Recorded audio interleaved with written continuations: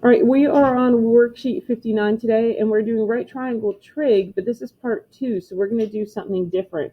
We're going to be evaluating trig expressions. You're going to need a scientific calculator for this, okay? Before we were just looking at ratios, now we're actually going to use our sine, cosine, and tangent functions in the calculator. So let's start off with a warm-up that says, find sine A for the following right triangle. State your answer as both a fraction and a decimal. Okay, so this is not new. Go ahead, anytime they're asking for this circle, we're finding sine A. So I want to circle that, and I want to label my sides. So always the hypotenuse, because it's opposite the 90 degrees. This side is along the angle, so it is adjacent, and this is opposite. We're going to reference our sheet. So let me slide this up. And they want the sine of A. So that would be the opposite over hypotenuse. So the opposite for that is 12 over the hypotenuse is 15. Now, this is your ratio, 12 over 15. We need to reduce the fraction, so they both have a common factor of 3. So that would be 4/5. So sine A is equal to 4/5, and sine A, and you can throw this in your calculator, is equal to 0.8. So again, how am I putting this in my calculator? 12 fraction 15. And I hit enter and mine reduces. Some of you have a simplify key. We talked about that. There's my 4/5. I could just take 4 divided by 5 or 12 divided by 5. But if I already have it in here, there is a fraction of decimal key, F to D. So it might be in a different place in some calculators, but look for the F to D key, and that will give you my decimal. Again, you could also simply divide 12 and 15. So there we go. That is the ratio. Now, I have no idea what A is. A would be the measure of this angle. And we could actually find that, and we're going to work that out sooner than later by taking the inverse function. So we're going to come back to that idea. All right, now, next thing we're going to do is we're changing, and we're saying to use a calculator to find the value to the nearest 10,000. Okay, how many decimal places are the 10,000? 10th, 100th, 1,000th, 10,000. So that would be 4 decimal places. So we are literally just typing in cosine 39. This should be a very much a freebie activity, but you have to have a calculator. So notice it's in degrees. So this is our angle measure, the cosine of the angle that's 39 degrees. So in my calculator, I have a cosine key that I'm just going to hit cosine and then type in 39, close the parentheses, and I get the answer like that. Some of you have a different calculator. All right, on another version of the calculator that you might have, you don't have a cosine key, but you do have this key that says trig. It's the PRB key, and it says trig. So I'm going to hit second and the PRB key, so I take to the trig, and you can see I have sine, and then it says sine with a little -1. That's the inverse sine. Keep arrowing over. There's cosine, cosine, -1, which is the inverse cosine, and then you have your tangent, inverse tangent. So you have to use your arrow keys. I'm going to hit enter to select cosine, and now it looks like mine, cosine 39. Hit enter. Again, it is your second function and the probability key because it says trig right above it. And then you would arrow over, and that's how you select it. All right, so in my calculator, I have 0.77714. Nearest 10,000th would leave the 1. So it is approximately 0.771. Oh, 3 sevens. 771. There we go. Okay, now, sine of 67. Again, in mine, I have a sine key, 67 degrees, close a parenthesis, and I get 0.9205, and then the 0 is going to leave it alone. So nearest 10,000th would be those 4. Again, if you have a different calculator, you're hitting second, and the key is 2 above the 7, and it is your trig key that you want. So this is going to be approximately 0.9205 because we're cutting off the rest of the number. Here is tangent, so find your tangent, and it's 56 degrees. And this one is 1.482, and now this 6 is going to have you round that 5 up to a 6. All right, so that one's a little different because it was 1.48 rather than underneath that 1. Okay, the next part of it says, what does SOA COTOA stand for? And draw a triangle and label it. So first things first, I'm not asking you to memorize this. You have your triangle that you can use. So take advantage of that. When I go to use my triangle, the SOA COTOA helps me identify the sine, cosine, and tangent. So SOA stands for sine of theta, which is just an angle measure, equals opposite over hypotenuse. CA stands for the cosine of theta equals adjacent over hypotenuse. So we don't need to memorize this, but we do need to know how to use it and how to label the triangle. TOA helps me remember that tangent of theta equals opposite over adjacent. And that's why it's TOA. T for tangent, O for opposite, A for adjacent. That's how it works. Now let's draw our triangle. I'm going to draw a triangle that looks like this, just to do something different. So there's my triangle. I'm drawing it different than the one on the paper. Now, if I call this angle down here theta, this is my angle theta, then what would I name the side up here along the left? It's one of the legs. It's either the opposite or adjacent. Which one is this? Fabulous. It is the adjacent. This leg is opposite the angle, and this is always my hypotenuse. Now, if I rotate and I have a triangle like this, and I name this theta, then this is still my hypotenuse, always, but the side along the angle is considered adjacent, and the one opposite the angle is my leg that is the opposite. So we should be able to label our adjacent and opposite, which would help us with our cosine, sine, and tangent. Okay, let's move on. So we can also use the trig ratios to find the length. Now, we didn't do this before. Before, we were given 2 or 3 sides and asked to find the ratio of sine, cosine, and tangent. Now, we are given one side and being asked to find another side. Now, if I gave you only this information, an unknown side, a known side, and that's all you knew other than the right triangle, there's nothing else you could do. You would need to know the third side to use Pythagorean theorem, right? X squared plus 97 squared equals this squared. But if I have an angle, I can use a trig ratio to help me.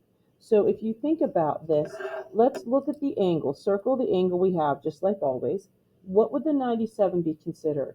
Adjacent, opposite, or hypotenuse?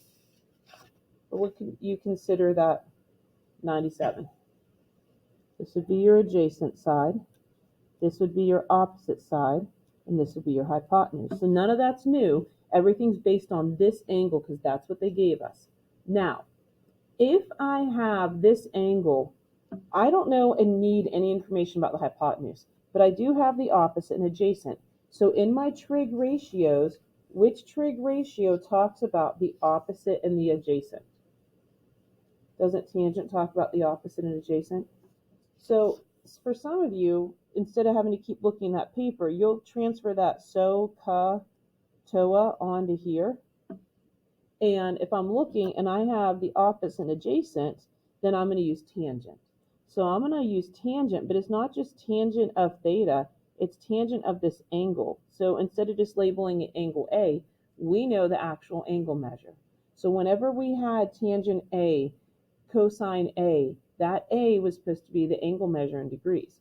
So now I know it's tangent of 56 equals the opposite, which is x, over adjacent, which is 97. So at this point, we would be stuck if we didn't have a calculator. But we do have a calculator, so here's what I'm going to do. I'm going to change this up and put this over 1 to look at this as a proportion. That's going to help my brain. And if I have a proportion with a fraction, we spent some time on this, we're going to cross multiply. It is going to be 97 times the tangent of 56 equals x. That's all I'm doing. It's x times 1. Tangent 56 times 97 equals x times 1. So this is where I need my calculator. I'm taking 97 times, find your tangent key or second and your trig key. Tangent 56, please get in the habit of closing those parentheses. And we find out that x is 143.8. Now that seems crazy, but if you remember, the length of this side was already 97. So this is not drawn to scale. This side ended up being longer than this side, and that's okay. So 97 times tangent of 56 is 143.808 dot dot dot. All right, now what did the directions tell us to do? Round to the nearest hundredth. So nearest hundredth would be this. So the 8 tells me to round up. So x is approximately 143.81 units. And that is my final answer. Now, if I would have typed it in as tangent 56 times 97, I would get the same answer. But again, I need to close those parentheses. If you don't close those parentheses, it's going to cause you a problem. All right, so let's keep trying to deal with this. It says, which sides do we know or do we have with a value or a variable? We had the adjacent and the opposite, okay? That means we'll be using which trig function? We use the tangent trig function. And tangent of theta was opposite over adjacent. So it's not a random guess, it's what information you have. All right, so here's example 2. Let's go ahead and label what we have. Circle that angle. So this is what my theta is. This is the angle I'm basing it on. This side would be considered my adjacent, my opposite, and my hypotenuse. So if you think about SOHCAHTOA, what information do I have? I don't know the adjacent side and I don't want the adjacent side. I have the hypotenuse and I want the opposite. So that means I'm using sine. See how I'm picking which one I'm using? It's not a random guess, it's what I'm given. So the sine of the angle measure 7 is the opposite y over hypotenuse 5. Now these solve pretty easily. Sometimes we're going to have to do a little more work.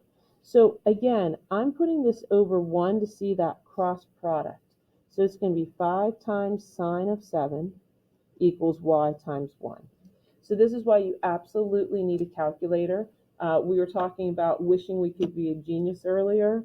You're not taking sine of 7 in your head. It's not like knowing your times tables. So you want to use a calculator or you would use a table to do that. I actually don't need to put the time symbol in there. I can just type in 5 and then sine 7. It will give me the same thing. It's understanding that. All right, nearest hundredth. So y is approximately 0.61. And there you go. And that's a reasonable answer because this side is only 5 and this angle is 7, which is pretty small. Remember, this is a 90-degree angle, so that's the biggest side. This is going to be your smallest angle, so that's going to be the smallest side. Okay, so this is sort of introducing the next idea. We're going to have to do a little math. So if I gave you something like 3x equals 27, how would you solve for x? Well, you would look at this and say, well, it's 3 times x, so you would divide, wouldn't you? So how would you solve for x? You would divide both sides by 3. Divide both sides by 3. And this would cancel, and so you'd have 1x or x equals 9. So we're going to do the same thing with trig ratios. We're going to find the measure of the angle by using the inverse of sine, cosine, and tangent. So 2 things. 1, this is called the inverse operation. Multiplication, this was 3 times x, and the inverse operation was division. So when we talk about sine, cosine, and tangent, the inverse of sine is shown as sine -1. Cosine with a little -1, and tangent with a little -1. That power of -1 represents the inverse. Now, we haven't gotten into functions in here, but the idea of a function with f of x, if you put a little -1 on there, it's telling you the inverse.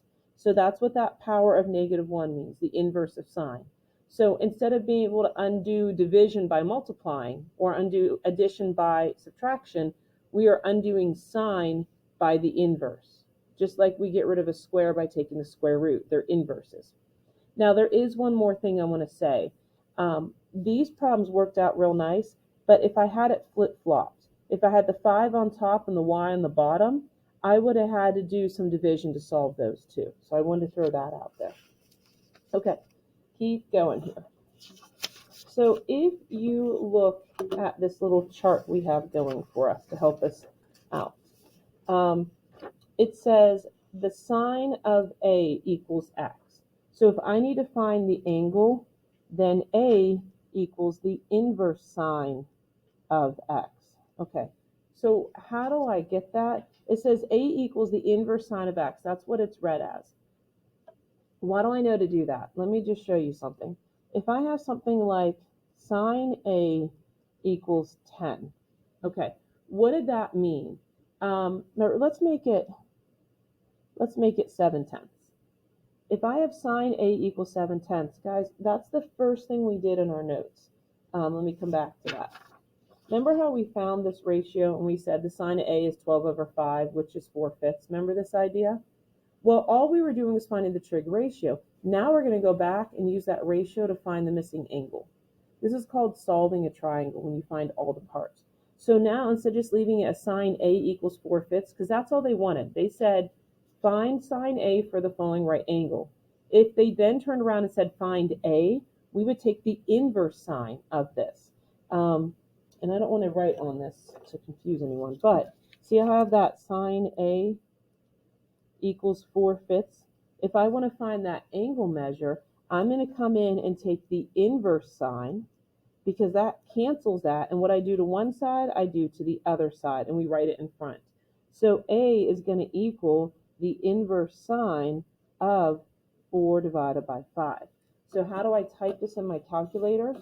Well, for my calculator, I hit the second function, and then do you see above the sine key, there's an inverse sign, sine -1. I'm going to click on that and put in my 4 fraction 5, or 4 divided by 5, close the parentheses, and that means that angle measure must have been 53.1 degrees.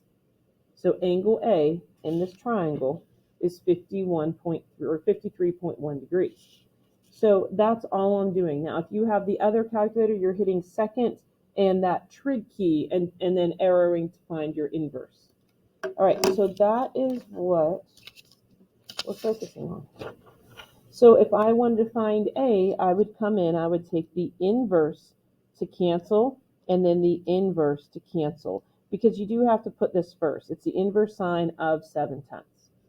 All right, so how do I find A if I have the cosine?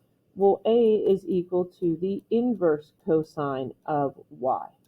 Again, that's really just me coming in with the inverse cosine on both sides, and that cancels, and that's where I get the cosine of -1 of y. All right, tangent A, well, that would be equal to the inverse tangent. So that's all you're doing is taking the inverse of each one, and then it's read like this: A equals the inverse tangent of z. Okay, so let's go ahead and try this. They want us to round to the nearest whole degree. This is my angle, so go ahead and circle that. What would this side be called, the 17? Which name? Hypotenuse. Up here is the adjacent, and the 12 is the opposite. So if you think about your SOA Katoa, or look at your sheet, you don't have to keep rewriting it. I have the hypotenuse and the opposite. So what am I using? If I have the hypotenuse and opposite, I have the O and the H, right? So that should not be hard, but it is one of the hardest things for students to get. They're like, well, I didn't know what to use. Look at what you have to label it, and then opposite hypotenuse. Okay, so the sine of angle X is equal to 12/17. Now that's old news, isn't it? Isn't that what we've been doing? Finding the sine, cosine, or tangent of this and finding the ratio. But what we're doing now is a little bit different. I am now going to come in and solve for X. So rather than just leaving a reduced ratio, I'm coming in and saying, I need to pull this sine off the X. So I'm going to use the inverse operation. So the inverse sine is going to cancel it, and what I do to one side, I do to the other side. So I'll just rewrite this so it's a little bit neater. X is equal to the inverse sine of 12/17. And I just have to type it in my calculator. So it's not a really hard concept. I just need to remember that I might have to use the inverse. So in my calculator, I'm reusing what I have, 12 fraction 17. So find your inverse sine. Make sure it's sine -1. Type in the 12/17. I get 44.9. It said round to the nearest whole degree, so we would say it is 45. And make sure you label it degrees because you did find the angle measure. Now, if I know that that's 45 degrees, I could then find this angle, couldn't I? 180 minus 90 minus 45, that would actually also be 45 degrees. Does this triangle look like a 45, 45, 90? No. And then I could find the missing side using Pythagorean theorem. I could find the missing side using sine, cosine, or tangent, which would help me out with the ratio. So there's lots of things I can do. We just wanted x, though. All right, same thing, find x to the whole degree. There's my angle. This is the hypotenuse. I don't know it. This is adjacent, and this is opposite. So this is going to be a lot easier if you're good at labeling your triangles. All right, guys, SOA, CA, TOA. I know the adjacent and opposite. So sine, cosine, or tangent. Which one is opposite and adjacent? Tangent. So I'm going to have the tangent of x is equal to the opposite over the adjacent. Now, it's your call. If you were giving me this ratio, you should reduce it, okay? But because we're using our calculator, I don't have to reduce this because I'm going further. Now, when we did these other examples, I put this over 1 and I cross-multiplied it because I was missing a piece. Tangent of an angle, that's a number, but I don't know this number. So in order to cancel it, I'm going to do the inverse tangent of both sides. So that is different. I'm looking for an unknown angle, and I have to make this cancel. That's why I'm not cross-multiplying. So x equals inverse tangent of 15/18, or if you have it reduced, it would be what? 5/6. So let's type this in our calculator. So find your second function and either trig to arrow way over, or second function with the tan, it has to be -1.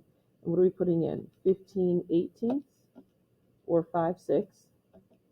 And we get 39.8. So that's going to be x is approximately 40 degrees. Okay. So now we're given something a little bit more. It says given AB is 5, so go ahead and let's label that ourselves. If they didn't draw the triangle, we'd have to draw it, but they'd have to tell you which angle is the right angle. AC is 2 square root of 5. 2 square root of 5. Find the measure of BC, okay, and the measure of angle A to the nearest whole degree. All right, so we need the measure of BC. We need the measure of angle A. All right, so we have to find these two things. Now, we do want to be careful with this in parentheses. Now, to find BC, I'm going to use Pythagorean theorem because I don't know any angle measures. So sine, cosine, and tangent aren't going to help me. So to find BC, I'm going to do, I'll call this x. X squared, actually let's call it A because it's opposite big A. So A squared plus 2 square root of 5 squared equals 5 squared. This is the issue we need to worry about. So when I go to type this in the calculator, we've talked about this. It's I'm going to put this whole thing in parentheses. Here's my parentheses, and it's 2 times the square root of 5. Now, I need to close my square root parentheses, but I need to close my big parentheses to square it. So that's one way of doing it, and I get 20. Now, the other way we could do it, to not mess it up, would type in 2 square root of 5, hit enter. That decimal, I'm going to square it, and I get 20. Okay, that's really important that you do it right, because if I would have typed this in, I get the wrong answer because it only squared the square root of 5 and then it multiplied it by 2. So my suggestion would be type it in first, hit enter, and then square it. If not, you need the extra parentheses in most of the calculators. And it looked like this. And that's easy to forget. So if I forgot to put the extra parenthesis on, I would still get the wrong answer. So be really careful there. All right, so a squared plus 20 equals 5. Subtract 20 from both sides. So I get a squared equals 5. And to get rid of the square, the inverse is the square root. So I'm going to keep it as the square root of 5. You could get the decimal form, but I want to keep that more exact answer. All right, so BC is the square root of 5, which is approximately, let's see, 2.24. I just don't want to round too soon. Now, to find the measure of angle A, that's the whole point of sine, cosine, and tangent. They help me find missing angles. So find A and circle it. Got it? Now, looking at angle A, this is your hypotenuse, this is your adjacent, and this is your opposite. So honestly, when you go to pick which operation, sine, which trig function, sine, cosine, sorry, I was thinking and writing at the same time. When you go to pick which one, you know all three sides, so it doesn't matter what you pick. I think I'm going to pick opposite and hypotenuse just so I don't have to deal with that extra piece. So I'm going to use sine. So the sine of angle A, which I don't know, is equal to the opposite over the hypotenuse. All right, now remember that's a square root, so you can't be canceling these 5s. So how do I find a missing angle? I use the inverse. So inverse of A, inverse here. So this cancels and leaves me just A. And you don't need to rewrite this, but in our notes, I want to rewrite it. You guys are going to want to close that parenthesis divided by 5 and then close. So again, if I was doing this to show work, I would show that inverse sign, but I wouldn't rewrite it again. I would just use what I have. So second function, go to your trig function or your inverse sine. Type in the square root of 5. So first of all, let me show you this again. When I type in sine, inverse, sine, I have the parenthesis there already. You have to have that parenthesis there and close it. I have the square root of 5. I need to close that parenthesis and then divide by 5. And to be proper, we're going to close the sine parenthesis. And we get 26.56. It said nearest whole number, so we'd round that up to 27. 27 degrees. Now, if I wanted to find angle B, all I'd have to do is take 90 and 27 away from 180, and I would find the measure of angle B. Then I know all the sides and all the angles of this triangle. If I wanted to make my work harder, I could use angle B, and I could use cosine or sine and do that work, but we don't need to work that hard. Okay, there are 3 simple problems on the back.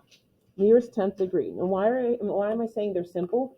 I don't have to set up the ratios. I don't have to look at a triangle. They're saying the cosine of A equals 0.6011. How do I break the cosine off of A to find the angle? I use the inverse, right? So I'm literally going to come in here and do cosine -1, cosine -1. So this cancels and I get A equals the inverse cosine of 0.6011. I'm going to throw that in my calculator, putting my approximate equal to. So find your inverse cosine of 0.6011. And I get 53.05. So it says nearest tenth of an angle, 53.1. And it is in degrees. All right, so take a second and find me R and find me M using your inverse functions.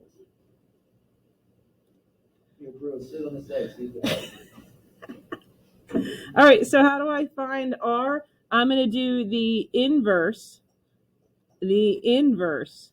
of that. So that would be that R equals the inverse tangent of negative 1.6545. I need to throw this in my calculator. So I'm not expecting you to do this by hand. Like, I would not do it by hand. You would need a chart to do this, which would be a pretty big chart. So we're going to put in the 1.6545. Remember, this number came from a ratio of the sides. And we get this negative. Okay, are we really going to have a negative angle measure? No, but it's just to practice using it. So R is approximately negative 58.9. That is the measure of angle R, should be in degrees. And I guess you could consider a negative angle measure if you were thinking about rotating the opposite direction, but we're not going to get into that. Same idea here. How do I get rid of sine? Take the inverse sine of both sides. So m is equal to the inverse sine of 0.9991. Again, I'm just doing this for our notes. This would be enough work for me, and type it in the calculator. I just want to make sure we see what it looks like. So I'm putting in my inverse sine of 0.9991, closing my parentheses, and m is approximately 87, and that should round up to 0.6 degrees. And there you go.